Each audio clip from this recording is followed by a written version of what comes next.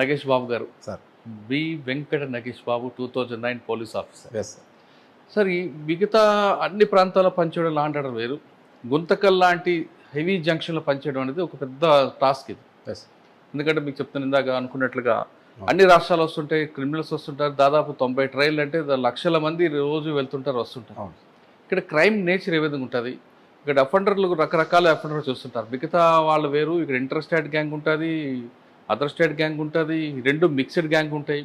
అన్నిటికన్నా ఇంపార్టెంట్ వీళ్ళు ఒక ట్రైన్ పాస్ అవుతున్నప్పుడు ఆ ట్రైన్ ఆపడానికి ఒక ట్రాక్కి మధ్యలో గ్యాప్లో కాయిన్ పెడతారని తెలుసుండదు. ఆ కాయిన్ పెట్టితే ట్రైన్ ఎందుకు ఆగుతుంది, అటువంటి వాళ్ళని పట్టుకోవడానికి మీరేం చేస్తారు? పక్క రాష్ట్రాలకు వెళ్తున్నప్పుడు అక్కడ ఎదురైన టాస్క్కి ఛాలెంజ్ ఏంటి? ఈ ప్రశ్నకు సమాధానం చెప్పే ముందు బి వెంకట నగేష్ బాబు గారు బై ఛాన్సా బై చాయిస్ యూనిఫామ్ వేసుకోవడానికి? బై చాయిసే సార్. ఆ చాయిస్తో పాటు మీ కుటుంబ నేపథ్యం అసలు చెప్పండి. Yes sir. మా కుటుంబ నేపథ్యము మా ఫాదర్ అండ్ మదర్ ఇద్దరు కూడా కర్నూలులో నివాసులే. వాళ్ళకి 4 పిల్లలు, అందులో మా సిస్టర్ ఎల్డర్ మాకు అందరికంటే. తర్వాత 3 బ్రదర్స్ ఉన్నాం మేము. మా 3 బ్రదర్స్లో మా ఎల్డర్ బ్రదర్ వచ్చేసి ఇప్పుడు పోలీస్ డిపార్ట్మెంట్లో కానిస్టేబుల్గా పనిచేస్తున్నాడు. అవునా? ఎస్. ఎక్కడ? తెలంగాణలో పనిచేస్తాడు. ఏం పేరు? వెంకట నాగరాజు. వెంకట్ నాగరాజు కానిస్టేబుల్గా పనిచేస్తున్నాడు. తెలంగాణ ఎక్కడ? తెలంగాణ సిపిఎల్స్లో పనిచేస్తాడు, సిటీ పోలీస్ లైన్లో పనిచేస్తున్నాడు. పోలీస్ ఫ్యామిలీ మీరు? మా అన్న ఫస్ట్ పోలీస్ డిపార్ట్మెంట్లో రావడం జరిగింది. నెక్స్ట్ నేను అప్పుడు బీఎస్సీ బీఈడీ కంప్లీట్ చేశాను. చేసిన తర్వాత నెక్స్ట్ వెంటనే ఎస్ఐ జాబ్స్ ఇవన్నీ పడడం వల్ల మా అన్న ప్రోత్సాహంతో ఈ డిపార్ట్మెంట్లోకి. నాన్నగారు డ్రైవర్గా ఉన్నారు అండ్ రియల్ ఎస్టేట్ బిజినెస్ చేస్తారు. ఎక్కడ? కర్నూలు టౌన్. అంటే పోలీస్ చాయిస్ ఎందుకు తీసుకున్నారు మీరు? బీఈడీ అంటే టీచర్ అవ్వకుండా? Sir absolutely. అంటే చాయిస్లో సర్వీస్ ఓరియంటెడ్ ఒకటి సార్, రెండోది జాబ్ ఆపర్చునిటీస్లో ఫ్రెష్గా నోటిఫికేషన్స్ రావడం ఇవన్నీ కూడా అప్పటికప్పుడు ఇంకా అలా వచ్చింది. ప్లస్ రెండోది మంచి అవకాశం ఉంటుంది. ఆల్రెడీ మా అన్న సర్వీస్ చేస్తున్నాడు, గ్రేహౌన్స్లో పనిచేస్తాడు. మేజర్ ఇన్సిడెంట్ బలిమెల ఇన్సిడెంట్ ఒకటి జరిగినప్పుడు దాంట్లో జస్ట్ అంటే పోవాల్సిన వ్యక్తి పోకుండా పోవడము, అక్కడ గ్రేహౌన్స్లో వాళ్ళు పడే కష్టాలు అవన్నీ చెప్తా ఉంటే కొద్దిగా మోటివేట్ అయ్యాం సార్. 2010లో ఆయన బలిమెల ఇన్సిడెంట్ ఉన్నారా? లేదు సార్, అంటే ఇంకో బ్యాచ్ ఉంది, బిహైండ్ బ్యాచ్లో ఉన్నాడు అనమాట. ఓకే. అప్పుడు అవన్నీ చెప్తా ఉంటే కొద్దిగా అనిపించింది ఛాలెంజింగ్ టాస్క్ ఇవన్నీ కూడా. అంటే మీ అన్నయ్య మీకు role model? Yes, he is my role model sir. He is my role model and he is my mentor, best mentor అంతే. Okay sir. డిపార్ట్మెంట్కి వచ్చారు. ఎస్. 2009 yes right. ట్రైనింగ్ అయిన తర్వాత ఫస్ట్ పోస్టింగ్ ఎక్కడండి? పుట్టపర్తి అర్బన్లో ఇచ్చారు సార్ నాకు పిఎస్ఐగా. అప్పుడు షానవాజ్ కాసిం సార్ ఎస్పీ గారు ఉన్నారు. సార్ దగ్గర రిపోర్ట్ చేశాను మేము. మాకు పుట్టపర్తి అర్బన్ స్వామి సన్నిధులు ఇచ్చారు. అక్కడ మేము 6 months చేశాను అక్కడ పిఎస్ఐగా. తర్వాత వెంటనే పుట్టపర్తి రూరల్ పక్కనే మాకు ఎస్హెచ్ఓ పోస్ట్ ఇచ్చారు నాకు అక్కడ. నేను అక్కడ 2.5 years పనిచేస్తాను అక్కడ. సార్ 2.5 సంవత్సరాల్లో పుట్టపర్తిలో మెయిన్ ఛాలెంజ్ ఏంటండి? అక్కడ బాబా గారు, అక్కడ దేశ విదేశాల భక్తులు వస్తుంటారు. చిన్న ఇన్సిడెంట్ జరిగిందంటే దేశం మొత్తం, ప్రపంచం మొత్తం కూడా బ్యాడ్ నేమ్ వస్తుంది. అంత ప్రశాంత వాతావరణంలో భక్తులకు ఇబ్బందులు కలగకుండా, లా అండ్ ఆర్డర్ ఇష్యూ జరగకుండా, క్రైమ్ జరగకుండా మీరు ఏం చేశారు? మీకు మెయిన్ ఛాలెంజ్ ఎక్కడ వచ్చింది? సో ఛాలెంజింగ్ కేసు పుట్టపర్తిలో మెయిన్ ఛాలెంజింగ్ వచ్చేసి పీస్ మెయింటైన్ చేయడము and security of the international tour ఎవరైతే పిల్గ్రిమ్స్ ఉన్నారో వాళ్ళకి సెక్యూరిటీ ఇవ్వడము. అక్కడ మేము పనిచేసిన పీరియడ్లో పెద్దగా ఏం రాలేదు సార్. అంత లా అండ్ ఆర్డర్ ప్రాబ్లం ఏది లేదా సేఫ్టీ ఇష్యూస్ ఏం రాలేదు. పుట్టపర్తి రూరల్లో పనిచేసేటప్పుడు మాత్రం రూరల్ లిమిట్స్ ఐడియాలజీ అంతా డిఫరెంట్గా ఉంది వెన్ కంపేర్ టు అర్బన్. అక్కడంతా గతంలో ఒక మావోయిజం అవంతా ఉన్న ఏరియాలు అవన్నీ కూడా. అలాంటి సిచ్యువేషన్స్ కూడా బాగా టఫ్గా చేయాల్సి వచ్చింది. అయితే ఉన్నాయి సార్ అక్కడ కూడా కొన్ని క్లాసిక్ కేసెస్ ఉన్నాయి మేము డిటెక్ట్ చేసింది. మేము ఇన్స్పెక్టర్ సార్కి బాగా సపోర్ట్గా ఉండేవాళ్ళం. వాళ్ళ మర్డర్ కేసు ఇన్వెస్టిగేషన్లో కొద్దిగా ఇన్వెస్టిగేషన్ అంటే కొద్దిగా ఇంట్రెస్ట్ ఉండింది. ఆ రకంగా ఎక్కువగా రియల్ ఎస్టేట్ వివాదాలు ఎక్కువ కదండి? అవును సార్, అక్కడంతా ఉంటుంది సార్ రియల్ ఎస్టేట్ వివాదాలు. కాంట్రాక్టర్స్ అక్కడ స్వామి వాళ్ళంతా ఉంటారు సార్ అక్కడ ఉన్నారు. మీరు వెళ్ళేసారు, స్వామి ఉన్నారు కదా? లేదు సార్, అప్పటికే డిమైజ్ అవుతారు. అప్పటికే అయిపోయారు. కానీ ఆ స్వామి కోసం చాలా మంది వస్తుంటారు కదండి డివోటీస్ అండి? అవును, వస్తున్నారు. మీకు నవంబర్ 22, 23లో ఆ బందోబస్తు ఎలాగుంటుందండి? హెవీ బందోబస్తు సార్ అది. ఎందుకంటే రకరకాలుగా ఎక్కడెక్కడి నుంచో వస్తుంటారు అండ్ మోర్ విఐపీస్ ఎక్కువ మూమెంట్ ఉంటుంది ఆ టైంలో. ఈవెన్ ప్రెసిడెంట్ ఆఫ్ ఇండియా కూడా వచ్చారు ఆ టైంలో. సో కొద్దిగా హెవీ బందోబస్తు, చాలా హెవీ బందోబస్తు ఉంది సార్.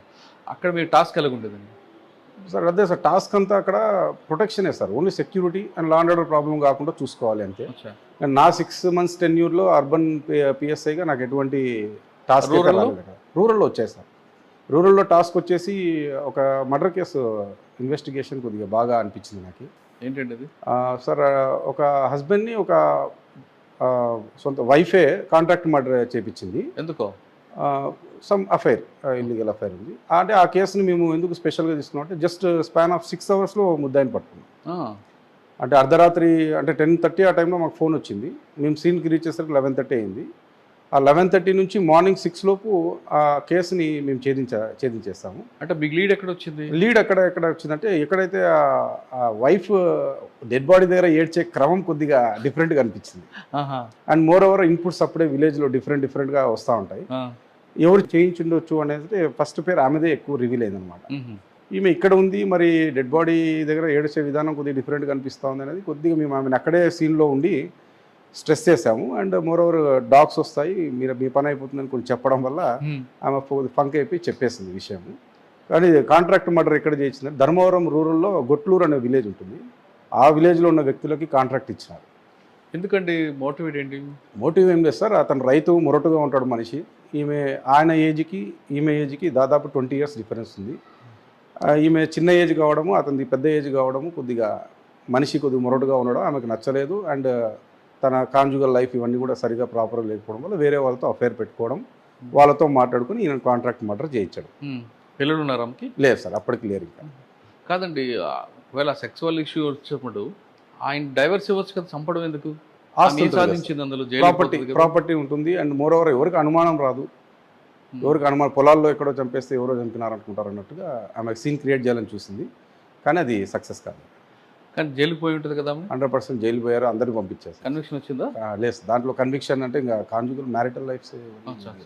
ఓకే, తర్వాత ఎక్కడికి వచ్చారండి సార్? నెక్స్ట్ పుట్టపర్తి రూరల్ తర్వాత నేను నేరు ఎస్బీలో పనిచేస్తాను, అనంతపూర్ డిస్ట్రిక్ట్ ఎస్బీలో. 2014 ఎలక్షన్ సెల్లో ఉన్నాను, పనిచేశాను. సో ఎలక్షన్ సెల్ అంతా అప్పుడు డిఎస్పీ గంగయ్య సార్ దగ్గర వీళ్ళందరి దగ్గర పనిచేశాను. అప్పుడు మాకు సెంథిల్ కుమార్ సార్ ఐపీఎస్ గారు ఎస్పీగా ఉన్నారనమాట. సార్ దగ్గర పనిచేయడం జరిగింది. అది అలా జరిగిపోయింది సార్. 2014 అంతా అక్కడ అయిపోయింది. After election next posting Guntakal 1 టౌన్లో వచ్చింది. గుంతకల్ 1 టౌన్లో దగ్గర 3 years పనిచేస్తాను ఇక్కడ ఎస్హెచ్ఓగా. నేనే ఎస్ఐఏ ఎస్హెచ్ఓ అక్కడ. అక్కడ కొన్ని మంచి క్లాసిక్ కేసెస్ చెప్పండి. రిగార్డింగ్ సేమ్ కాంట్రాక్ట్ మర్డరే. సొంత బిడ్డ తల్లిని చంపించడం, అది ఉమెన్ మిస్సింగ్గా మళ్ళీ ఆమెనే వచ్చి కంప్లైంట్ ఇచ్చింది.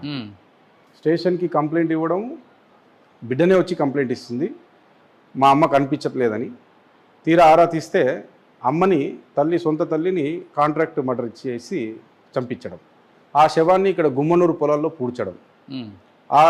దానికి సంబంధించిన లీడ్ మేము ఇన్వెస్టిగేషన్లో చేసుకుంటూ పోతే అది మర్డర్ కేసుగా డిటెక్ట్ కావడం, ఆ బాడీని బయటికి ఎగ్జిబిషన్ చేయించడం, ఆ తర్వాత ఆ ముద్దాయిలందరూ పట్టుకున్నాక వీళ్ళందరికీ కన్విక్షన్ పడింది సార్.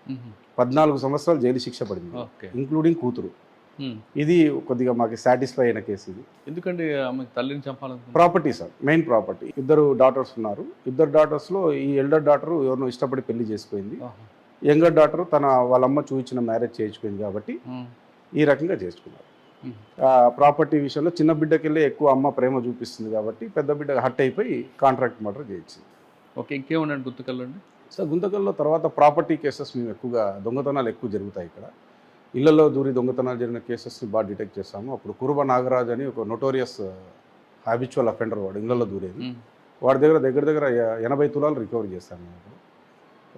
తాడేపల్లిగూడెం దగ్గర ఆంధ్రాకి వెళ్ళి అక్కడ రికవరీ చేసుకొని వచ్చాను. సో ఇలాంటి కేసెస్ ఉన్నాయి సార్.